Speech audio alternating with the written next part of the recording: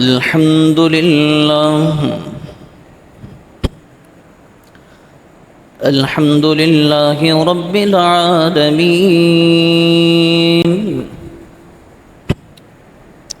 والصلاة والسلام على سيد الأنبياء والمرسلين. أما بعد، فأعوذ بالله من الشيطان الرجيم. بسم الله الرحمن الرحيم.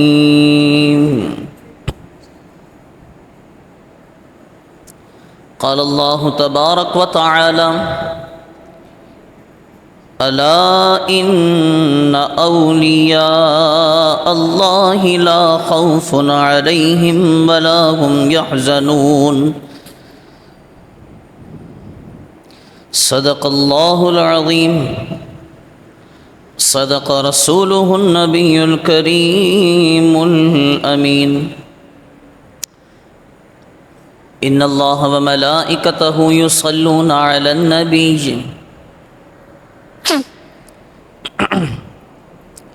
يا أيها الذين آمنوا صلوا عليه وسلموا تسليما. اللهم صل وسلم على سيدنا محمد. قد ضاقت حيلتي أدركني يا رسول الله. صلى الله تعالى عليه وسلم. مولاي صل وسلم دائما أبدا على حبيبك خير الخلق كلهم.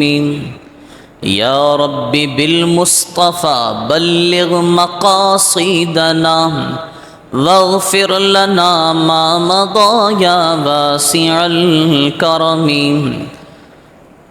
غوث اعظم بمن بے سر و ساما مدد. قبلہ دی مدد کعبہ و ایماں مدد. واہ کیا مرتبہ اے غوث ہے بالا تیرا. اونچے اونچوں کے سروں سے ہے قدم اعلیٰ تیرا. اور تجھ سے در سے سگ سے ہے مجھ کو نسبت. میری گردن میں بھی ہے دور کا ڈورا تیرا. میرا خواجہ عطائے رسول ہے، وہ بہار چشت کا پھول ہے، وہ بہار گلشن فاطمہ چمن علی کا نہال ہے. الحمدللہ ثم الحمدللہ. اللہ رب العزت کا کروڑ احسان اور آقائے دو جہاں حضور سید الانبیاء خاتم الانبیاء امام الانبیاء صلی اللہ تعالی علیہ وعلا آلہ وصحبہ وبارک وسلم کی بارگاہ میں لاکھوں کروڑوں درود و سلام کہ محض رب باری تعالیٰ کے فضل اور محبوب کریم علیہ السلام کی نظر عنایت سے ہمیں زندگی میں ایک بار پھر جمعۃ المبارک کا دن، یہ برکتوں والا دن، یہ عظمتوں والا دن نصیب ہوا. اور مزید رب باری تعالیٰ کی بارگاہ میں شکر کہ اس رب نے ہمیں زندگی میں ایک 11ویں شریف پھر عطا فرمائی. حضور پیران پیر غوث اعظم دستگیر غوث سمدانی محبوب سبحانی، قندیل نورانی، شہباز لامکانی، حضرت شیخ محی الدین عبد القادر جیلانی رضی اللہ ورضوا عنہ کی 11ویں کا مہینہ اور 11ویں کا دن اللہ رب العزت نے ہمیں نصیب فرمایا۔ عزیزان گرامی، یوں تو ہزاروں لاکھوں مسجدیں، کروڑوں مسجدیں ہیں، سوشل میڈیا کا دور ہے، اور آپ سب ہی کسی نہ کسی ذرائع سے حضور غوث پاک رضی اللہ عنہ کی کرامات، فضیلتیں سنتے رہتے ہیں کہ بھئی حضور غوث پاک جب پیدا ہوئے تو پیدا ہونے کے ساتھ ہی آپ نے کرامتوں کا ظہور جاری کر دیا کہ بھئی جب پیدا ہوئے تو ماہ رمضان کا مبارک مہینہ شروع ہوا۔ اور میں مختصراً یہ باتیں عرض کروں گا، پھر اس کے بعد اصل بات کی طرف آؤں گا۔ جب پیدا ہوئے تو ماہ رمضان کا مہینہ شروع، اب پورا رمضان معمول یہ تھا کہ حضور غوث پاک رضی اللہ تعالی عنہ ماہ رمضان کی پہلی کو پیدا ہوئے ہیں، اور سحر کا وقت ہوتا ہے تو ماں کا دودھ پیتے ہیں، اور سارا دن والدہ محترمہ کوشش کرتی رہتی ہیں کہ عبد القادر دودھ پی لیں، لیکن حضرت شیخ محی الدین عبد القادر جیلانی دودھ کو منہ نہیں لگاتے۔ افطار کا وقت ہوتا جیسے ہی تو آپ رونا شروع کر دیتے۔ جو چھوٹے بچوں کا انداز ہوتا ہے دودھ مانگنے کا، تو آپ کی والدہ دودھ پلاتی تو آپ افطار کر لیا کرتے تھے۔ اب ایک تو وہ عمر ہوتی ہے کہ بھئی چلو بچہ نابالغ ہے، اس پر ابھی روزے فرض نہیں ہوئے، لیکن پھر بھی بچے نے روزہ رکھ لیا۔ ایک وہ ہوتا ہے کہ جناب بڑوں کو دیکھا اور دیکھ کر ضد کر بیٹھا اور پھر روزے رکھنا شروع ہو گیا۔ لیکن یہاں تو ماجرا ہی کچھ الگ ہے، یہاں پیدا ہوا ہے اور پیدا ہونے کے ساتھ ہی روزے دار ہو گیا۔ اب پورا مہینہ گزر گیا، کوئی بھی یہ نہیں سمجھ پا رہا کہ یہ روزے رکھ رہا ہے یا کوئی اور مسئلہ ہے، یہ بچہ روزے رکھ رہا ہے یا کوئی اور مسئلہ ہے، آخر بات کیا ہے؟ تو حضور غوث پاک رضی اللہ تعالی جب رمضان کی آخری آئی 29، اب بادل ہیں آسمان پر، چاند دیکھنا مشکل ہے، لوگ پریشان، کیا کیا جائے؟ تو کسی نے کہا کہ بھئی وہ فلاں گاؤں میں ایک سید صاحب ہیں، ان کے گھر میں ایک شہزادہ پیدا ہوا ہے، ہم نے یہ سنا ہے کہ وہ فجر کے وقت دودھ پیتا ہے اور پھر سارا دن دودھ کو منہ نہیں لگاتا، لہذا وہاں جایا جائے اور اس بچے کی سحری کرنے کا انتظار کیا جائے کہ اگر وہ بچہ دن میں دودھ پی لے تو ہم عید پڑھ لیں گے، اور اگر بچہ دودھ نہ پیے تو ہم روزہ رکھ لیں گے۔ اب حضور غوث پاک کے گھر پر سارا گاؤں جمع ہو گیا کہ جناب دیکھیں تو صحیح، چاند تو نظر نہ آیا، دیکھیں تو صحیح کہ یہ جو بچہ ہے یہ دودھ پیتا ہے یا نہیں پیتا۔ جب دیکھنے والوں نے دیکھا کہ حضور غوث پاک رضی اللہ تعالی عنہ 30واں روزہ رکھ رہے ہیں، تو پھر سارے گاؤں نے اس دن روزہ رکھا، اور روزہ رکھنے کے بعد اگلے دن عید منائی، اور اگلے دن پھر حضور غوث پاک دن میں آپ دودھ نوش کیا کرتے تھے۔ اچھا، دیکھنے کی بات یہ ہے، سمجھنے کی بات یہ ہے، اختلاف رائے تو سب کا حق ہے، لیکن میں جو سمجھا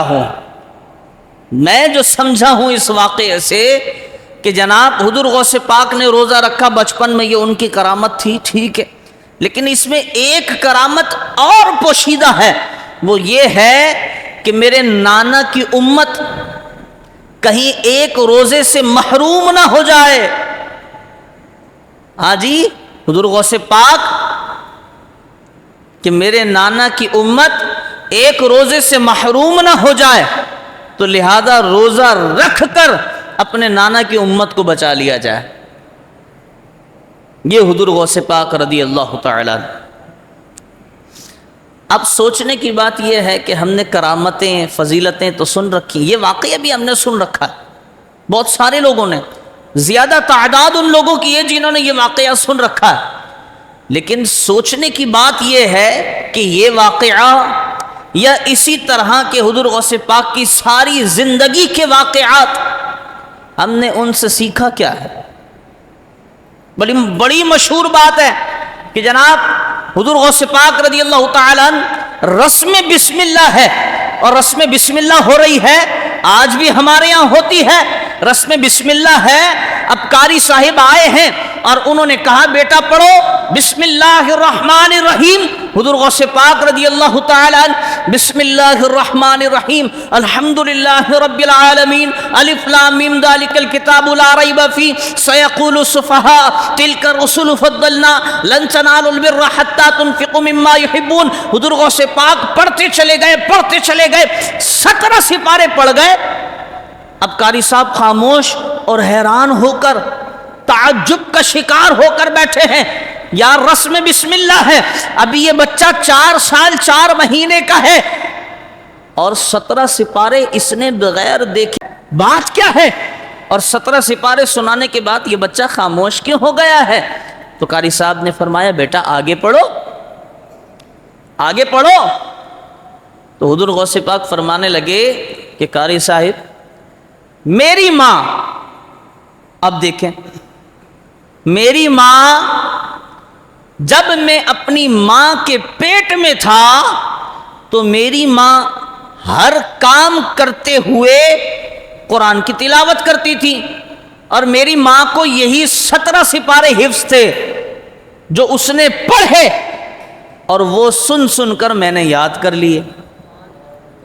اب بے شک غوث پاک کی کرامت ضرور ہے کہ ماں کے پیٹ میں ہی حافظہ ایسا کمال کا ہے کہ ماں کے پیٹ میں آپ نے آدھا قرآن حفظ کر لیا، بے شک غوث پاک کی کرامت ضرور ہے، لیکن کمال اس ماں کا بھی ہے کہ جو جھاڑو دے رہی ہے تو قرآن پڑھ رہی ہے، جو وضو کر رہی نماز پڑھ رہی ہے، دن بھر کے کام کر رہی ہے، اور ساتھ ساتھ نماز کے بعد پھر قرآن، وضو کے بعد پھر قرآن، روٹی بنا رہی ہے تو قرآن پڑھ رہی ہے، کھانا کھا رہی ہے تو بیچ بیچ میں قرآن پڑھ رہی ہے۔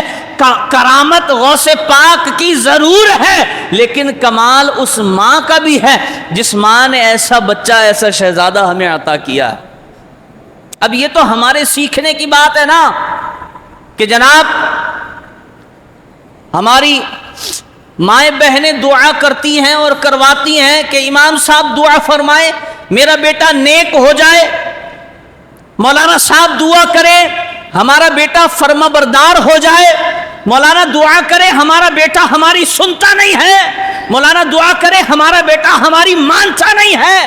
تو کمال تو پھر ماں کا ہونا چاہیے کہ جب بیٹا شکم میں ہو، جب بیٹا پیٹ میں ہو، حمل ٹھہر چکا ہو، تو اس ماں کو چاہیے کہ درود پاک کو اپنا وظیفہ بنا لے، قرآن پاک کو اپنا وظیفہ بنا لے۔ اس ماں کو یہ چاہیے کہ وضو میں رہا کرے، تو جب بچہ پیدا ہوگا تو امام صاحب کے پاس آنے کی ضرورت نہیں ہوگی، پیدا ہوگا کچھ عرصہ گزرے گا، وہ ایسا فرما بردار ہوگا کہ جناب دیکھنے والے دیکھتے رہ جائیں گے، خاندان والے انگشتے بدندہ ہو جائیں گے کہ یہ کیا ہے، ہمارے بھی بچے ہیں، ہمارا کہنا نہیں مانتے، اور اے فلاں بہن تمہارا بچہ تمہارا کہنا مانتا ہے، ماجرا کیا ہے؟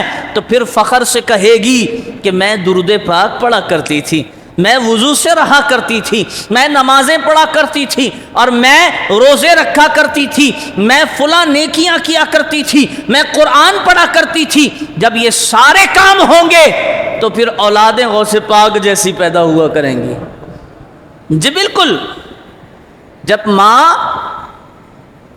غوث پاک کی ماں جیسی ہو، جب ماں بابا فرید کی ماں جیسی ہو، جب ماں سیدۃ النساء العالمین ہو، تو بیٹے حسین و حسن پیران پیر اور بابا فرید جیسے پیدا ہوا کرتے ہیں۔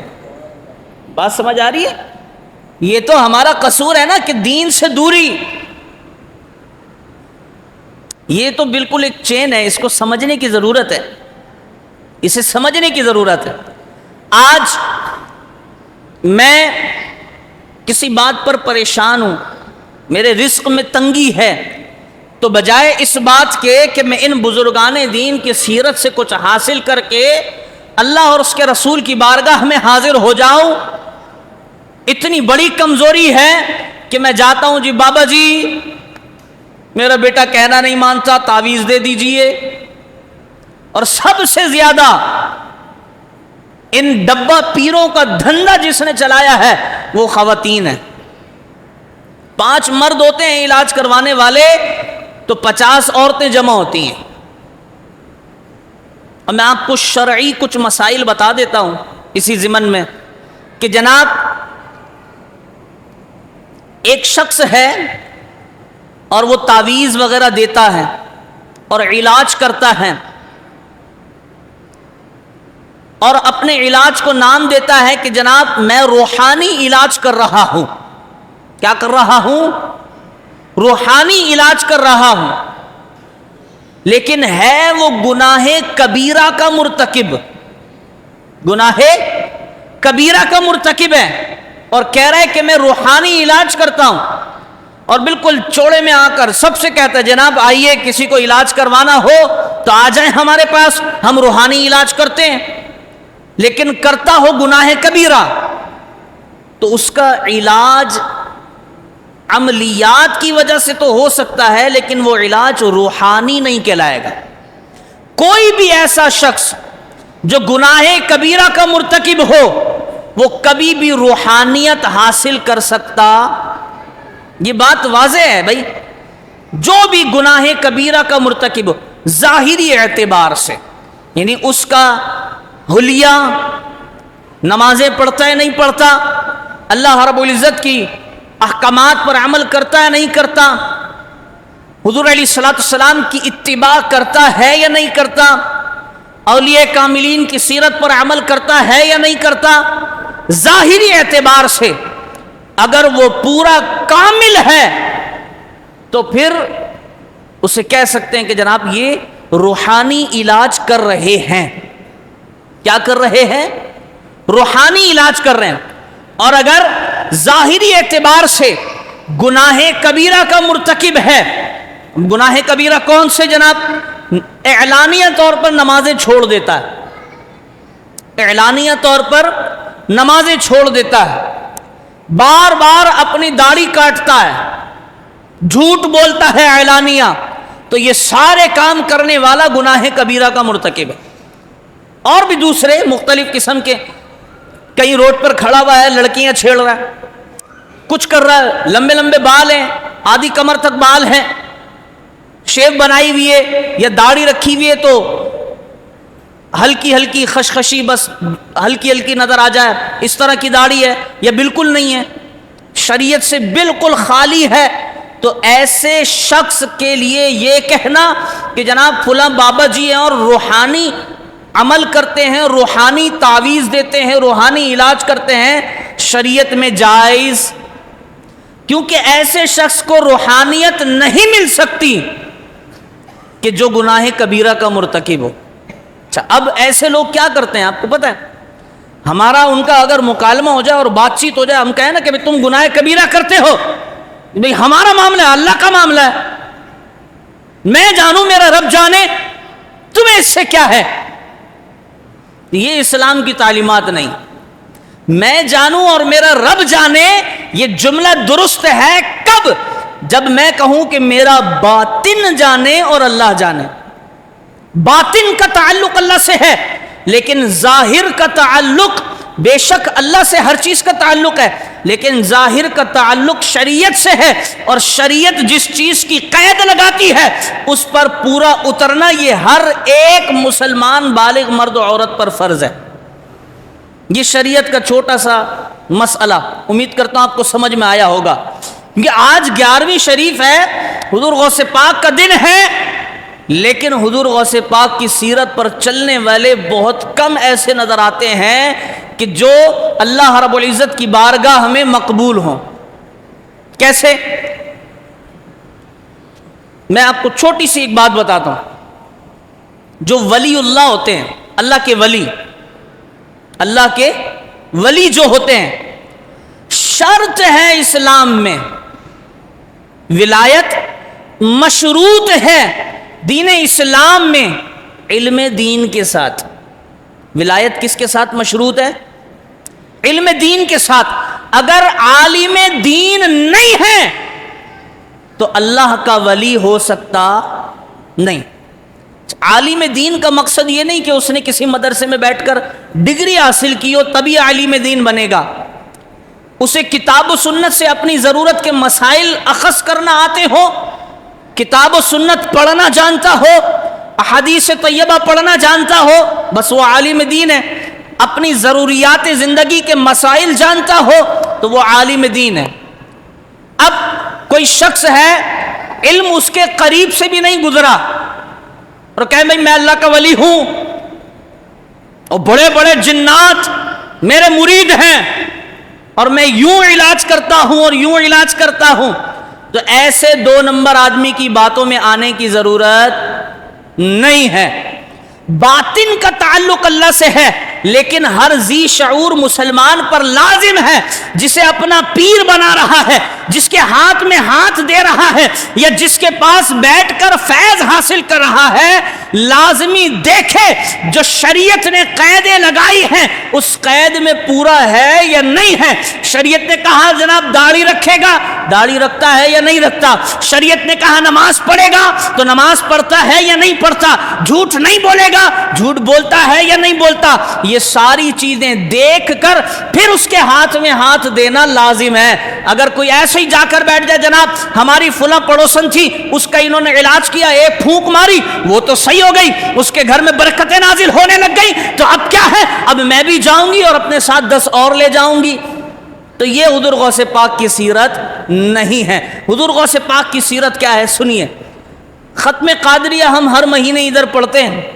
اسی ختم قادریہ میں ایک ہے قصیدہ غوثیہ، اور اس قصیدہ غوثیہ میں حضور غوث پاک نے ایک مصرع فرمایا، درست العلم حتی صرت قطبا.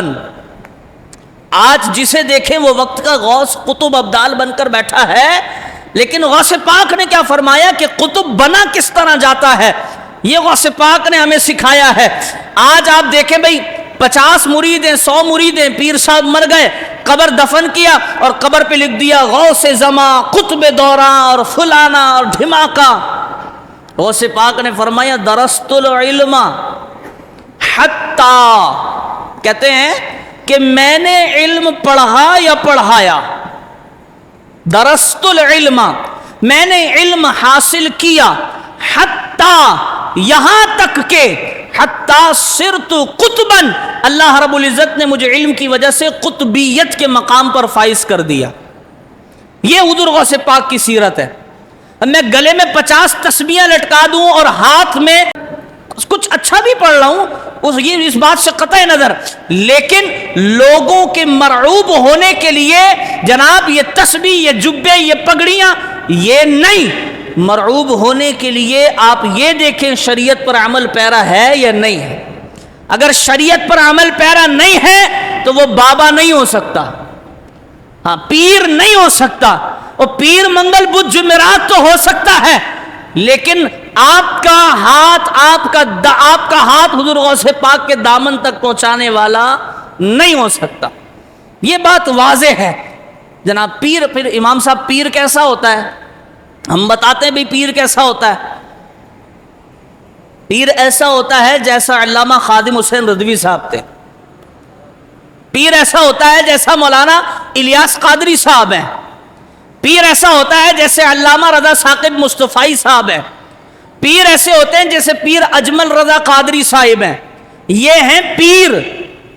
علامہ شاہ عبد الحق قادری صاحب ہیں، علامہ سید مظفر حسین شاہ صاحب ہیں. یہ ہیں پیر جو شریعت کے بھی پابند ہیں، طریقت کے بھی پابند ہیں، حقیقت کے بھی پابند ہیں اور معرفت کے بھی پابند ہیں. اسے کہتے ہیں پیر. لیکن آج کوئی شخص، اور عجیب و غریب بات، حضور غوث پاک رضی اللہ تعالیٰ عنہ، بولے سبحان اللہ. غوث پاک کی ایسی کمال ہستی ہے کہ آج جسے دیکھو وہ وقت کا غوث بنے بیٹھا ہے نا، تو غوث بنتا کیسے ہے جی سنیں. حضور غوث پاک نے علم حاصل کیا اور حاصل کرنے کے بعد وقت گزرا، ایک دین کا کام کرنے کے لیے جگہ میسر آئی. اب آپ اپنے حجرے میں بیٹھے ہیں. جی کہاں بیٹھے ہیں؟ حجرے میں. حجرے میں آپ تشریف فرما ہیں اور سامنے جو عوام ہے، جو پبلک ہے، ان کی زبان کچھ اور ہے اور غوث پاک کی زبان کچھ اور ہے. اب غوث پاک اس سوچ میں مبتلا ہے کہ میں انہیں سناؤں، انہیں تبلیغ کروں تو کس طرح کروں. اسی فکر پریشانی میں مبتلا تھے. کیا دیکھتے ہیں سامنے سے مکی مدنی آقا، پیارے آقا کریم علیہ الصلوۃ والسلام تشریف لے آئے. مزہ نہیں آیا؟ حضور غوث پاک کے سامنے دیکھتے ہیں پیارے آقا تشریف لا رہے ہیں.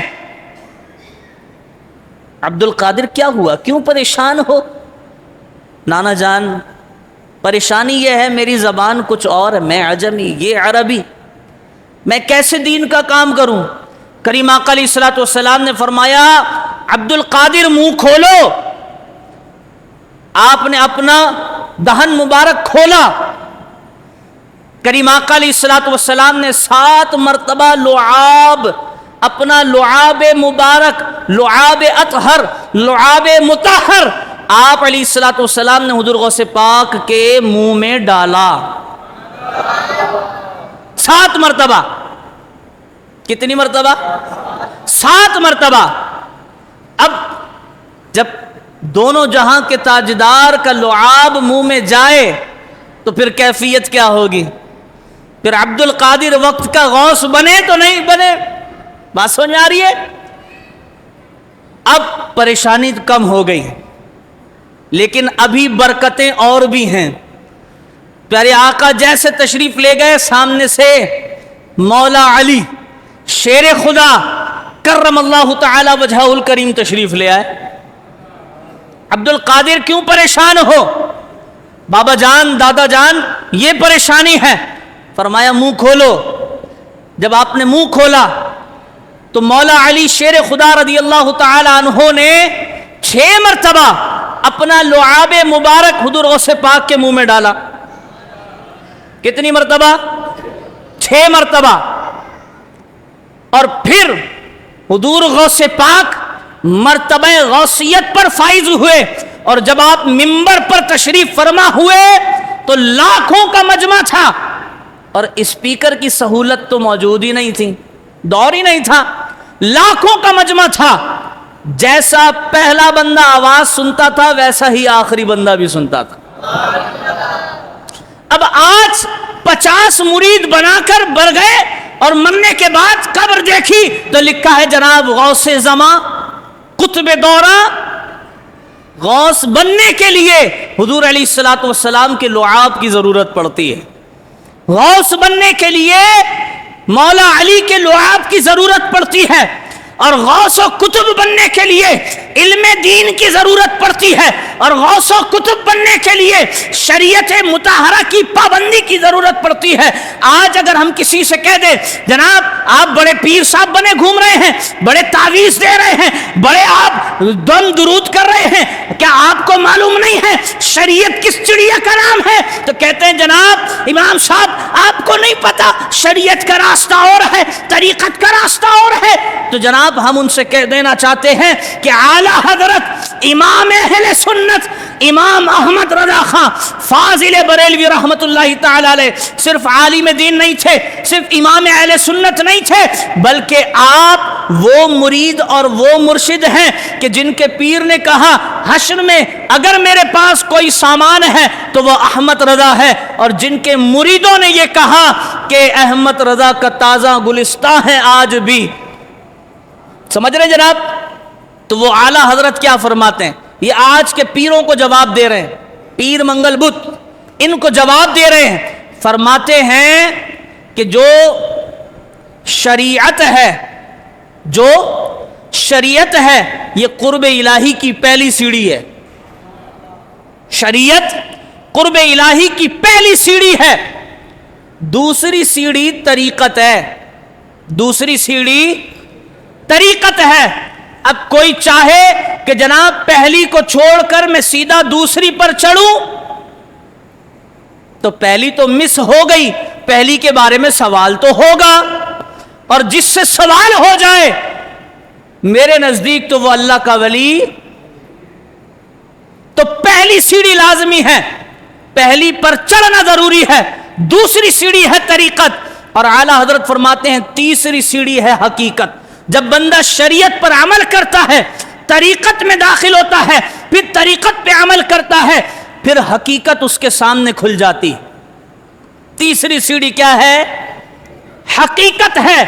اور حقیقت جب پہچان لیتا ہے تو اسے کہتے ہیں معرفت الہی حاصل کرنے والا. چوتھی سیڑھی معرفت ہے، چوتھی سیڑھی معرفت ہے. تو شریعت، طریقت، حقیقت اور معرفت پر اگر کسی نے عمل کیا ہے تو وہ یا تو حضور غوث پاک ہیں یا حضور غوث پاک کی سیرت پر چلنے والے آج تک کے پیران عظام. ہاں، ان کی سیرت پر چلنے والے. ایسے کوئی اپنی مرضی سے داڑھی منڈا، یہ آدھی کمر تک، کولوں تک بال جا رہے ہیں، کہتا میں اللہ کا ولی جناب، میں مست ہوں، میں ملنگ ہوں، اور یہ سروں کو گھما رہا ہے، گلے میں تسبیحاں، ہاتھ میں کڑے، اور اللہ کا ولی ہوں.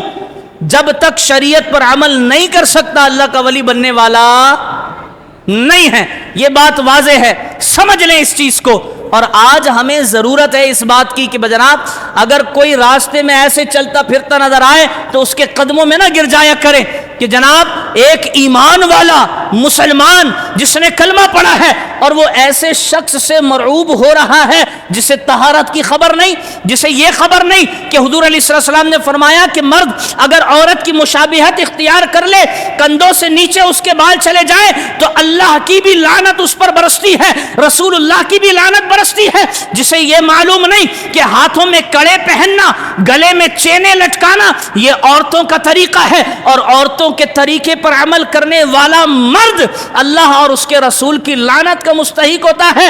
اور جس پر اللہ اور اس کے رسول کی لعنت پڑ رہی ہو تو کیسے ممکن ہے کہ ایک کلمہ پڑھنے والا اس سے مرعوب ہو جائے؟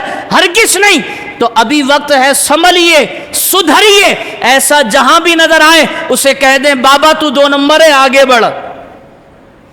ہمیں امام صاحب نے بتا دیا ہے کہ جب تک شریعت پر عمل نہیں کرے گا طریقت تک پہنچنے والا نہیں ہے. جی جناب. اور وہ کہے نہیں جناب میں بڑا اللہ کا ولی ہوں، میں تو دلوں کے حال جان لیتا ہوں، تو اسے لے آئیے گا ہمارے پاس، پھر ہم بتائیں گے کون کس کے دلوں کے حال جانتا ہے اور کون کس کا دل باہر نکالنا جانتا ہے. جی الحمدللہ. کیوں؟ حضور علیہ السلام نے فرمایا، میں آپ کو بڑی گہری بات اور آخری بات، پیر اسے بنانا چاہیے، توجہ سے سنیے گا یہ بات، پیر اسے بنانا چاہیے جس کا تعلق ڈائریکٹ حضور علیہ السلام کے دامن سے وابستہ. سمجھے بات کو؟ پیر کسے بنانا چاہیے؟ جس کا تعلق سیدھا حضور علیہ السلام سے وابستہ ہو. دوسری چیز، پیر اسے بنانا چاہیے کہ جو عالم دین ہو. کیا ہو؟ عالم دین ہو. اور بھی باتیں بھائی، شریعت پر عمل کرتا ہو، فاسق معلن نہ ہو، اعلانیہ گناہ کبیرہ نہ کرتا ہو، پیر اسے بنائیں. اب ताल्लुक डायरेक्ट हुजूर अलैहिस्सलाम के दामन से वाबस्ता हो। करीम आका अलैहिस्सलाम ने किसे अपने आप से जोड़ा? हुजूर अलैहिस्सलाम ने किसे अपने आप से, आज 11वीं का दिन है तो मैं ये बात बस ख़त्म करके कि हुजूर अलैहिस्सलाम ने किसे अपने आप से जोड़ा? करीम आका अलैहिस्सलाम फरमाते हैं अल उलमा वरसतुल अंबिया। उलमा अंबिया के क्या हैं जी? वारिस हैं। उलमा अंबिया के क्या है? वारिस हैं। अब मेरा छोटा सा सवाल है, जवाब आप अपने ज़मीर से टटोलते रहिएगा। सवाल यह है कि मैं अपने वालिद साहब की विरासत का हकदार हो गया। मैं अपने वालिद साहब की विरासत का हकदार हो गया। अब किसी को मेरे वालिद साहब से कुछ लेना था, किसी को मेरे वालिद साहब से कुछ लेना था, तो वो मेरे पास आएगा या मोहल्ले वालों को कहता फिरेगा? बताएं जी। मेरे पास आएगा ना। क्यों? क्योंकि मैं वारिस हूं। मैं क्या हूं? वारिस हूं, और एलानिया वारिस हूं। मेरे बाप ने मुझे वारिस बनाया, शरीयत ने मुझे वारिस बनाया। तो हुजूर अलैहिस्सलाम वो हैं जो आलिम दीन है।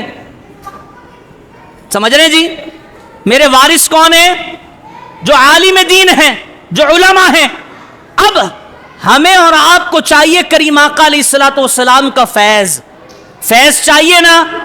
तो आप ऐसे गली मोहल्ले में भटकते फिरेंगे या वारिस के पास आएंगे कि जनाब वो प्यारों ने फरमाया था कि मेरा वारिस फला बंदा है, तो आप वारिस हैं और मुझे उनका फैज चाहिए, तो आप ही देंगे और कोई दे सकता नहीं है।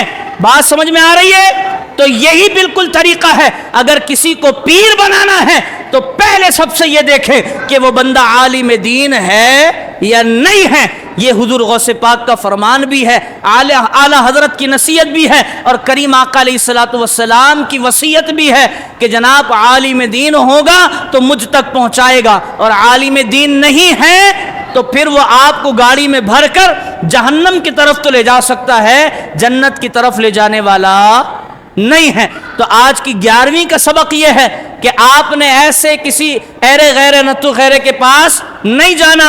आपने अगर जाना है तो आलिम दीन देखना है, शरीयत का पाबंद देखना है। अगर शरीयत का पाबंद नहीं तो वो इलाज करने का हक भी रखता, अमलियात कर सकता है, अमलियात कर सकता है, उसके कुछ अमल होंगे, पढ़े करे, जिन्नात काबू में करे, लेकिन वो ये कहे कि मेरे पास रूहानियत है, तो रूहानियत हरगिज़ उसे नहीं मिल सकती जो अल्लाह और उसके रसूल सल्लल्लाहु अलैहि व अला आलिहि व सहबिहि व बारक व सल्लम के कानून में दखल अंदाजी करे, उसे रूहानियत मिल सकती नहीं है। अल्लाह रब्बुल इज़्ज़त हमें अमल की तौफीक नसीब फरमाए, और अल्लाह रब्बुल इज़्ज़त हमें अपने आप को, अपने ईमान को, अपने घर वालों को, अपने आल औलाद को, सभी को अल्लाह रब्बुल इज़्ज़त ऐसे 2 नंबर लोगों से बचने की तौफीक नसीब फरमाए। व आखिर दावाना अनिल